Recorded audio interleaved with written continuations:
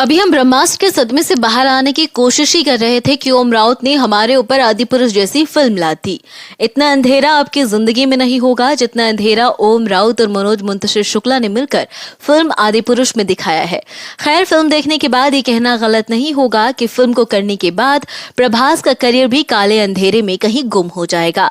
साहू, राधेश्याम जैसी big budget की फिल्में भी प्रभास के करियर की फ्लॉप फिल्में रही है और अब जो फिल्म उनकी किस्मत पलट सकती थी इन पॉजिटिव वे, लेकिन अब उसकी वजह से प्रभास का करियर भी डूबने वाला है।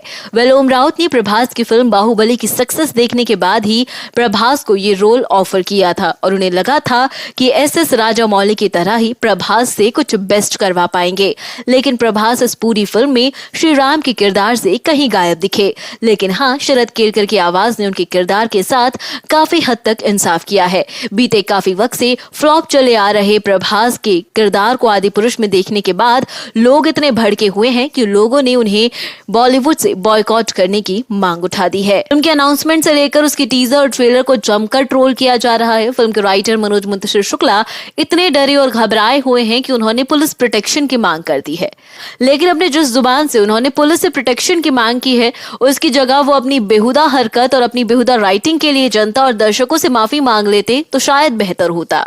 लेकिन नहीं, मनोज मुंतशिर शुक्ला ये पाप नहीं करेंगे। भले ही वो फिल्म में हनुमान जी के लिए जलेगी भी तेरे बाप के जैसे डायलॉग्स बखूबी लिख देंगे।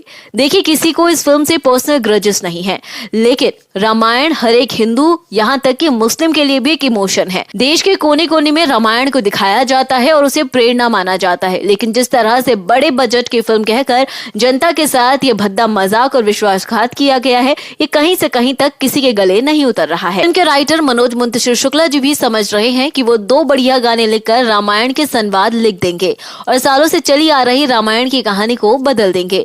तो मनोज साहब, आपसे ज्यादा तुच्छ सोच का प्राणी हमने नहीं देखा है। चलिए अब बात करते हैं कि फिल्म आदिपुरुष है कैसी।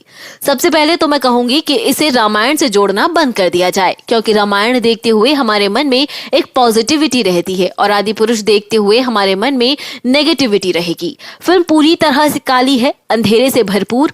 मुझे लगा कि 700 करोड़ का बजट होने के बाद भी ओम राउत के पास 270 रुपए के एलईडी खरीदने के पैसे नहीं थे, या फिर उन्होंने सारा बजट फिल्म के कलाकारों की फीस में उड़ा दिया। थिएटर्स में पब्लिक के साथ एक सीट हनुमान जी के लिए भी छोड़ी गई है। अगर हनुमान जी गलती से भी ये फिल्म देखने चले आए तो ओम राउत और मनोज मुंतशिर जी को बहुत कोसेंगे। हो सकता है कि अपना गदा उठाकर उन्हें 1-2 मार भी दे। फिल्म की कहानी तो सबको पता है, मगर मेकर्स ने उसे थोड़ा नया बनाने के लिए अपनी समझ से क्रिएटिव आजादी ली है। लेकिन फिल्म को देखते देखते आपको लगेगा कि ना तो डायरेक्टर और ना ही राइटर के पास अपना कोई दिमाग है, और यही चीज भयानक तरीके से उन्हें बैकफायर करके गई है। अगर आपको लग रहा है कि फिल्म को लेकर बेवजह नकारात्मकता फैलाई जा रही है, तो हम आपको फिल्म के कुछ ऐसे डायलॉग सुनाते हैं ताकि आप लोग खुद फैसला ले सके। भगवान हनुमान जी इस फिल्म के कॉमिक रिलीफ हैं। उनके आसपास कई हल्के फुल्के सीन बुने गए हैं। एक ऐसा ही सीन है जहाँ हनुमान जी लंका गए हैं जानकी से मिलने, उन्हें राम की अंगूठी और आश्वासन देने।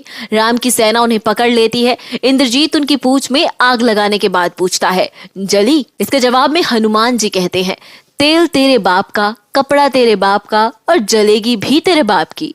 जब हनुमान लंका से लौट कर आते हैं तो राघव यानी कि राम उनसे पूछते हैं, क्या हुआ? इसके जवाब में हनुमान जी राम जी से कहते हैं, बोल दिया, जो हमारी बहनों को हाथ लगाएंगे उनकी लंका लगा देंगे। ऐसा लग रहा है मानो कोई 2 कौड़ी का गुंडा ये बात किसी से कह रहा हो। हमने जो भी रामायण देखी है या फिर पढ़ी है, उसमें राम और हनुमान समेत कई सारे किरदार ऐसे हैं जो ज्ञानी और समझदार टाइप के हैं। कम बोलते हैं लेकिन काम का बोलते हैं, सभ्य साधारण भाषा में बात करते हैं, मगर यहाँ सब कुछ इनफॉर्मल है। छिछलापन है, छिछोरापन लगेगा, जैसे कि टिकटॉक से निकलकर कोई बड़ी स्क्रीन पर अपने क्रिंच डायलॉग बोल रहा है। मुझे तो ये लग रहा है कि मनोज मुंतशिर शुक्ला भी इस तरह के क्रिंच डायलॉग लिखने में अब महारत हासिल कर चुके हैं। रामायण सैकड़ों बरस पहले घटी बताई जाती है, मगर आदिपुरुष देखकर लगता है कि वो कहानी आज और अभी घट रही है, वो भी यूपी या दिल्ली के किसी इलाके में। नहीं तो ओम राउत के सपने में श्री राम जी खुद आए होंगे और कहा होगा कि सालों पहले घटी रामायण तो बिल्कुल गलत थी। ओम राउत, तुम आज की जनरेशन के लिए नई रामायण बना दो, लेकिन उसमें मेरा नाम राम नहीं राघव रखना और सीता माता का नाम जानकी रख देना। चलिए, अब फिल्म बन गई तो देखनी तो पड़ेगी ही, लेकिन आपने भगवान के नाम पर एक सीट रिजर्व करवा दी। फूल माला चढ़वा दिए और पिक्चर ऐसी बना दी जिसे देखने के बाद नास्तिक लोग की भी धार्मिक भावनाएं आहत हो जाए। फिल्म में जहां कुछ संवाद बेहद ही घटिया हैं, तो वहीं ओम राउत ने सालों से चली आ रही रामायण की कहानी में बदलाव कर दिए हैं। जब हनुमान जानकी को राम की अंगूठी देते हैं तो बदले में जानकी उन्हें अपना कंगन निकाल कर दे देती हैं, जबकि असल में ऐसा कुछ नहीं हुआ था। सीता ने हनुमान को अपना चूड़ामणि दिया था। चूड़ामणि एक ज्वेलरी होती है जो महिलाएं अपने बालों में पहनती है, कुछ हेयर क्लिप जैसा, मगर मेकर्स को चूड़ा पढ़कर लगा होगा कि ये कंगन जैसी कोई चीज होती होगी, इसलिए उन्होंने कंगन दिखा दिया। आदि पुरुष पहली बार सुर्खियों में आई थी अपनी वीएफएक्स की वजह से। टीजर के बाद लोगों ने शिकायत की कि ये चमगादड़ और बंदर आखिर वीएफएक्स पर क्या कर रहे हैं। मेकर्स ने समय लिया और बोले वीएफएक्स को सुधारकर पिक्चर रिलीज करेंगे। पिक्चर देखने के बाद पता चला कि मेकर्स ने वीएफएक्स में कुछ भी सुधार नहीं किए हैं। टीजर में एक्टर्स की शक्लें भी काफी कंप्यूटर जनरेटेड लग रही थी। इन्होंने बस उसे ठीक कर दिया, बेवजह की मूछें प्रभास के चेहरे पर लगा दी और पूरे टाइम ऐसा मुंह बनाए रखा जैसे किसी ने उन्हें बहुत सारा गुस्सा दिलाया है। इस फिल्म में बंदर जैसे दिख रहे हैं, अगर उन्हें असल वाले बंदर देख ले तो शायद वो कांप जाए। रावण की पूरी सेना गेम ऑफ थ्रोन्स वाले नाइट वॉकर्स जैसी लगती है। उसमें कुछ थैनोस जैसे दिखने वाले लोग भी हैं। सुग्रीव और बाली ने अपने गले में एक माला पहनी है जो कि ब्लैक पैंथर की नकल है। आदि पुरुष में एक सीन है जहां पर राम और रावण की सेनाएं युद्ध भूमि में आमने सामने आती है। ऐसा लगता है जैसे चमगादड़ लड़ रहे हैं और साथ ही साथ चिंपैंजीज भी। थोड़ी छिटपुट लड़ाई चल रही है। यहाँ पर राम, लक्ष्मण, सुग्रीव, जामवंत और हनुमान गोल घेरा बनाकर खड़े हैं। कैमरा एक गोल चक्कर मारता है और सबके झलक कैमरे में कैद कर लेता है।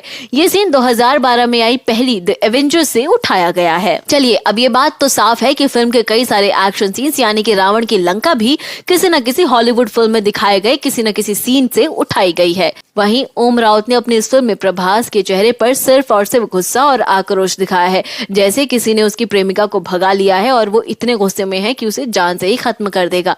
जबकि रामानंद सागर की दिखाई गई रामायण में हमेशा ही राम के चेहरे पर एकदम सौम्यता रहती है। प्रभास को देखकर ऐसा लगता है कि वो बाहुबली के हैंगओवर से अभी तक नहीं निकल पाए हैं।